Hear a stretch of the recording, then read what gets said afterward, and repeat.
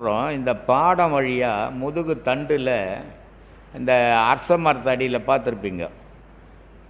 புள்ளையார் 2 பக்கம் 2 பாம்பு பின்னிக்கின்னு இருக்கும், நடுவில் புள்ளையார் வச்சுருக்கோம். அதனுடைய பொருள் என்ன அப்படின்னு யாரும் அறியறதில்லை. ஏதோ போனால் அரச மரத்து புள்ளையாரை சுற்றணும்னு வருவாங்க. அந்த 2 பாம்பும் அந்த 2 பாம்பையும் பிள்ளையார் பாதுகாத்து வச்சுக்குது. அந்த 2 பாம்புன்றது அம்பாள். அதனால தான் கிராமத்துங்களெல்லாம் அம்பாள் கோயிலில் கண்ணு மட்டும்தான் தெரியும், மீதியெல்லாம் பாம்பு மறைச்சிட்டா மாதிரி வச்சுருப்பாங்க. அப்போ அந்த 2 பாம்பு அந்த முதுகு தண்டு வழியாக இடைகளை பிங்கலையாக சுற்றி நாசிக்கு வருது.